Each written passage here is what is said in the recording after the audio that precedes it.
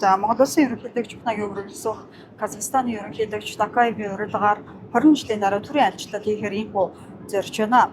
Казахстан улстай манай улс 1992 онд дипломат харилцаа тогтоосон. За дипломат харилцаа тогтоосноос хойш 2024 он хүртэл уламжлал хөрсөг найрсаг харилцаатай үргэлжлэж бас бидний харилцаа Такаевын ерөнхийлөгчийн төрийн альчлалын дараа шатаа хийж стратегийн түвшлийн харилцаанд шилжиж өгч байгаа юм а.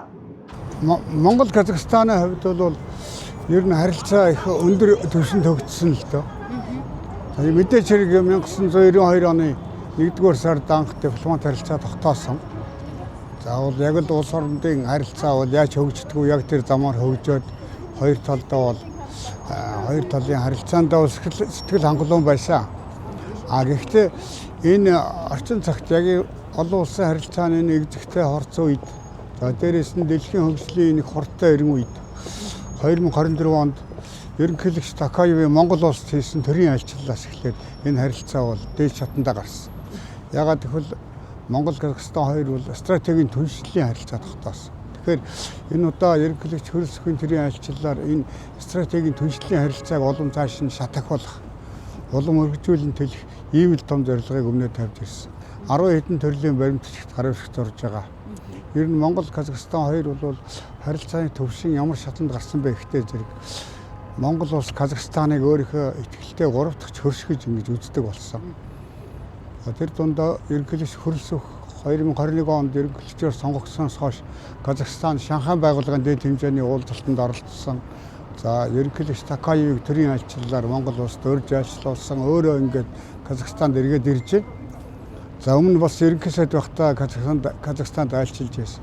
Тэгээ энэ альчлалын явцад ер нь юу гэж үзсэн бэ гэхтэй зэрэг Монгол улсын 3 дахь хөршин бол заавал өрөндийн өндөр хөгжилтэй, ажилтнаар хөгжсөн, арчилсан ийм улс орнууд байхаас гадна ер нь Орос хятадаас бусд Монголтой хамтран ажиллаж байгаа одоо ажиллахад бэлэн байгаа ихтгэл төрүүлсэн ийм бусд бүх улс орнууд 3 дахь хөршмөө гэдэг ийм концепцийг гаргаж ирсэн л дээ.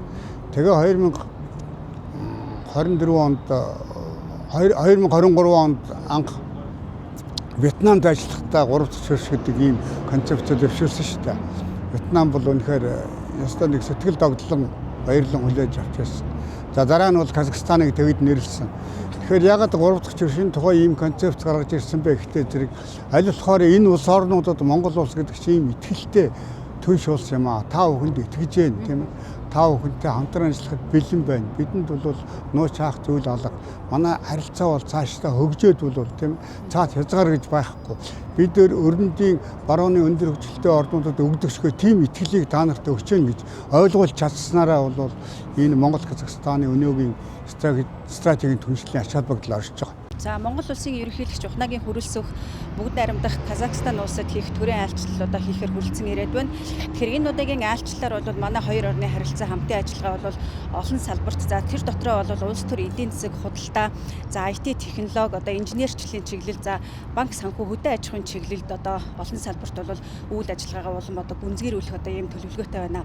Энэ нь бол нэг үгээр хэлэхэд ер нь бол манай хоёр одоо улсын одоо стратегийн одоо түншлэлийг одоо улам баттгах одоо баттахаар одоо өндөр дээд одоо үр дүнтэй бол альчлал бол болно. За тэгэхээр энэ удаагийн Монгол улсын ерөнхийлөгчийн бүгд найрамдах Казахстан улсад хийж байгаа альчлал бол одоо ерөнхийлөгчийн төвшөнд 20 жилийн дараа хэрэгжиж байгаагаар бол онцлог байгаамаа.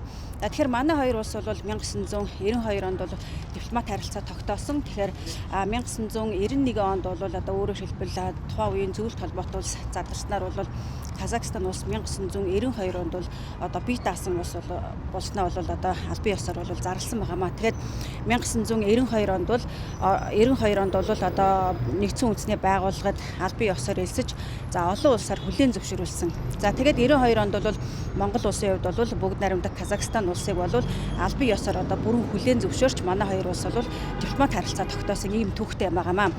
За 1992 онд бол за манай одоо Казахстан улсын Алматы хотод бол Монгол улсын одоо элчин сайдын яам бол албан ёсоор одоо нээгдэж үйл ажиллагаагаа явуулсан байгаа. За тэгээд түүнээс хойш бол одоо Астана хотод бол 2010 он гэхэд бол одоо нүүн шилжиж одоо сууршиж үндсэн үйл ажиллагаагаа бол идэвхтэй явуулсаар бол өнөөдрийг хүрч байгаа маа.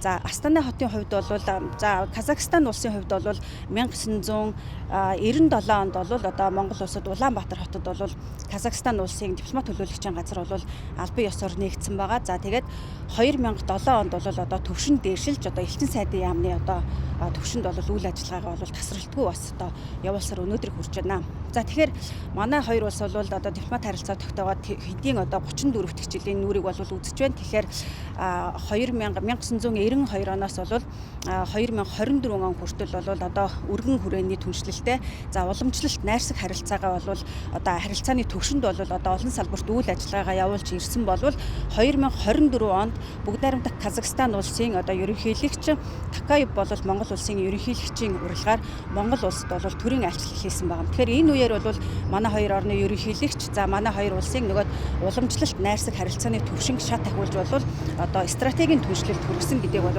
албан ёсоор зарлан тунхагласан байгаамаа. Тэгэхээр энэ одоо үйл явдал бол одоо Монгол улсын хувьд за Төв Азийн одоо хамгийн том одоо чухал түнш гэдэг бол баттган харуулсан. За үүнээс гадна бол за Төв Азийн одоо бусад улсаас за стратегийн түншлэл тогтоосон бол анхны ор юм байгаамаа. За тэгэхээр Монгол улсын гадаад харилцаа ер нь сүүлийн үед идэвхтэй за маш одоо идэвхтэй явагдаж байгааг нэг илэрхийлэл бол одоо Төв Азийн одоо бүс нутгийн улсуудтай гадаад харилцаа хамтын ажиллагаагаа бол эрчимтэй хөгжүүлж байгаагаар бол бас илэрч болох юм аа. Тэгэхээр энэ одоо Станы 5 орн буюу одоо Төв Азийн 5 орнд бол одоо Монгол улсын ерөнхийлөгчийн хувьар бол одоо 5 ерөнхийлөгчийн одоо бүрэн эрхийн хугацаанд бол одоо энэ Төв Азийн бүх оронд бол төрийн айлчлал хийсэн. За эдгээр улсуудын ерөнхийлөгчнөр бол бас одоо харилцан айлчлалыг Монгол улсад бол хийсэн байгаа юм. Тэгэхээр энэ одоо айлчлал бол одоо Монгол улсын энэ олон талт гадаад бодлогыг тогтвортой инх тайванч одоо тэнцвэртэй хэрэгжүүлэх үүднээс за одоо Төв Азийн одоо улсуудтай энэ одоо 3 дахь хөршийн бодлогын хүрээнд бол улам өрчмжүүлж бол байна.